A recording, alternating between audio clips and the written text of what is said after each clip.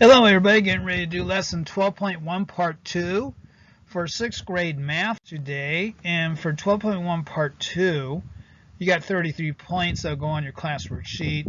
And again, you have 2 points that go into your notebook. Name, date, period, students, make sure you do that. And let's go right into our bell work today, students. Write the rule for each table. We covered this earlier. You have your X and then you have your Y. You should be able to write a rule for these ordered pairs here. Here's an ordered pair, ordered pair, ordered pair, ordered pair. And then same thing down here, ordered pairs. Write a rule for each table, and here and here. Students give, or rather teachers, give your students about 3 minutes for that. See you in 3 minutes. Okay, welcome back everybody. Everybody's done with their bell work, I hope. So y is 7 times x here, right? Y equals 7 times x. 7 times 2 is 14. 7 times 3 is 21. 7 times 4 is 28. So the rule for this table is y is 7 times x. And then what about this one down here, students? What's the rule for this table here? Is y is 6 more than x. So it will be y equals x plus 6. Y equals x plus 6, then y equals 2 plus 6, y equals 3 plus 6, then y equals 4 plus 6, right? So there is your bell work for the day. Let's go right into page 1 of part 2 of 12.1, graphing points in the coordinate plane. Points that are located on the axes are not located in any quadrant. Points on the x-axis have a y-coordinate of 0, and points on the y-axis have an x-coordinate of 0. Remember that little piece of information. I'll use that forever from here. So let's go into page 2 and example 2 of 12.1 part 2. Graph and label each point on the coordinate plane. So here's our coordinate plane. And then we have A is negative 5, 2. Where will we graph? Where will we plot this ordered pair here on this coordinate plane? So point A is 5 units to the left. It's a negative, right? So we go 5 unit, negative 5 is over here to the left. And then 2 units up. So we're about right here. Then we go 2 units up, right? Or 2 units is right there. So that would be your plot for this ordered pair, which is right there is A. Negative 5, 2 is over here. And then for B, 3, 1.5. So where would that plot be, students, on this coordinate plane? So 3, we know that's positive, right? Point B is 3 units to the right. And then 1.5 units up. So 3 is over here, 1.5 up is about there, right? Halfway between what? What's 1.5? It's halfway between 3, 1 and 3, 2. So that would be about right there, right? So 3, 1 and 3, 2. So 3, 1.5 would be right there. And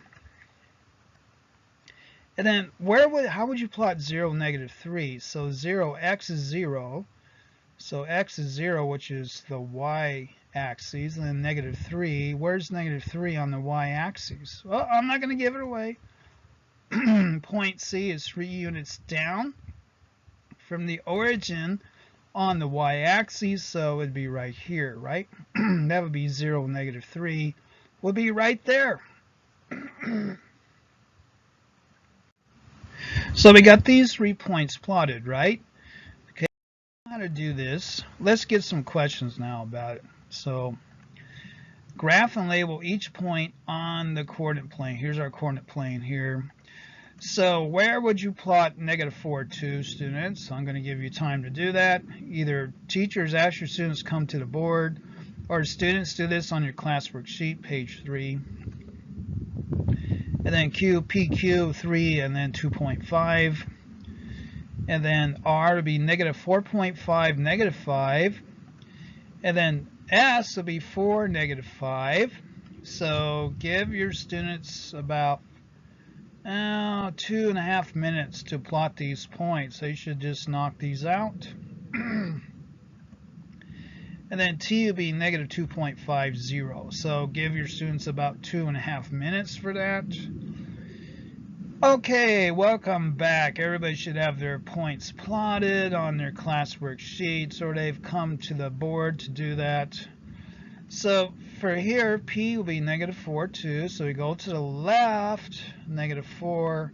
We go up 2 there. And then for Q, where would that go, students? That'd be to the right 3. And then up 2.5 would be there. And then R, R would be to the left, -4.5. So you got 4.5, which is about here.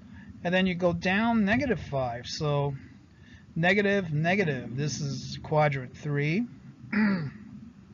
That would be R. And then 9 here would be 4, -5. Where did 4, excuse me, where did 4 and -5 be? 4 down 5, so this would be 4, -5 would be down here.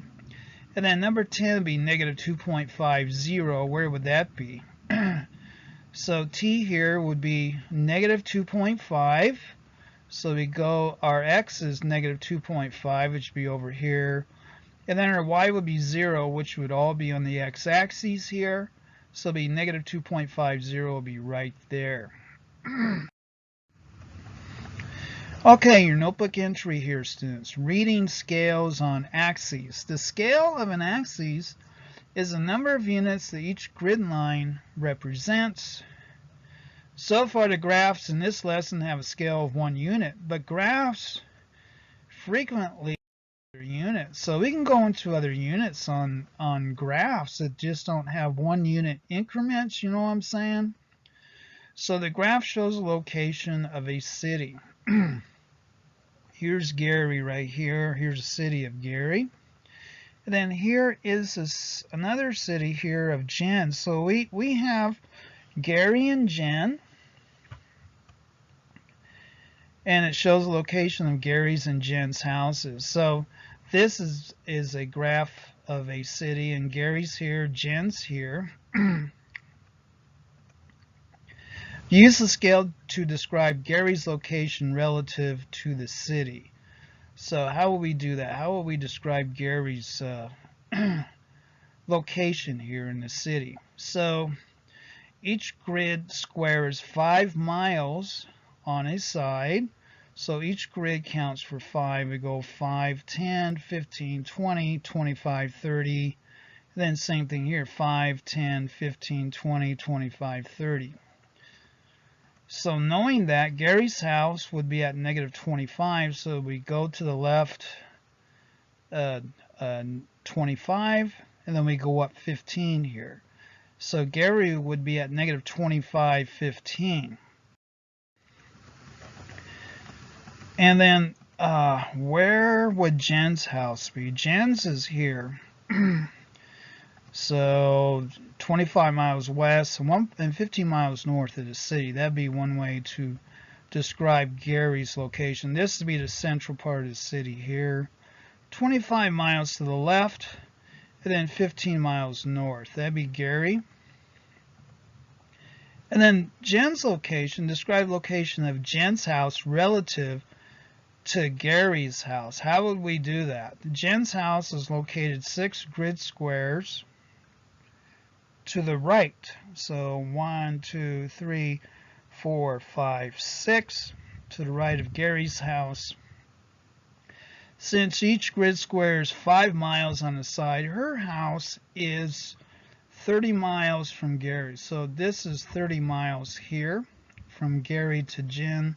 That's 30 miles.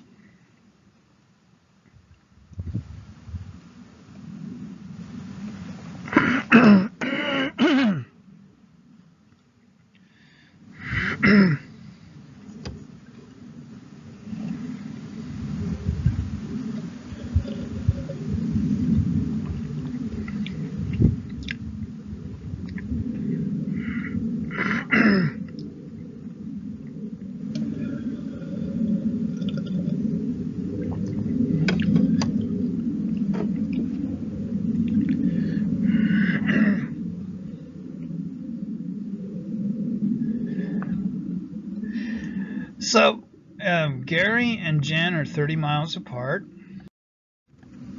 So what does that have to do with our question here? Use the graph in the example here. So here's Gary and Jen's house again. 30 miles between Gary and Jen's house. 11. Ted lives 20 miles south and 20 miles west of the city represented on the graph in this example here. His brother Ned lives 50 miles north of Ted's house. Give the coordinates of each brother's house. So how would we do that here? Put your answer here. Teachers, give your students about 3 minutes to answer that. So here's your city here. Okay, waiting now, and we're going to answer this question now. So here and here are our two houses. Ted is -20, which is here. -20. Ted lives 20 miles south and 20 miles west of the city. So 20 miles south, 20 miles south, and then 20 miles west would be, this would be 20 would be out here. And then Ned lives 50 miles north of Ted, so we got 5 here? We got 4 here, and then we got 6 up here. So that would be 50 miles because we got 10 squares here between here and here. So it's 50 miles north of Ted's house. Just due north 50 miles. And so this coordinate up here would be -20, and then +30 up here. That would be the coordinates of Ned's house. So again, another your turn. Identify the coordinates of each point. Name the coordinate where each point is located. So here are points here, E, F, H, and G. So G and E, these points here, G and E, what are the coordinates of those, students? Teachers, give your students some time. And then 5 here would be F and H. What are the coordinates of F? What are the coordinates of H? Give your students about 2 minutes for that. Okay, welcome back for our solutions. So G here, G down over here, is we go to the right 4, +4, then down -4. That'd be G. And what quadrant is this, students? 1, 2, 3, 4. So this is quadrant 4. And then what are quadrants of E? -2, we go over to the left 2, -2, and then up 4. So it'd be -2, 4 would be E. And then F, what is the ordered pair of the coordinates of F? F would be to the right 3, and then up 2, 1, 2. And that being quadrant 1. Oh yeah, this is quadrant 2. Right here is quadrant 2. And then H, what are the coordinates of H? H would be -1, -1, and then down 3. So it'll be -1, -3, and this is quadrant 3 here. And that's 12.1 part 2. Animated PowerPoint math video, AOL.com. Thank you very much.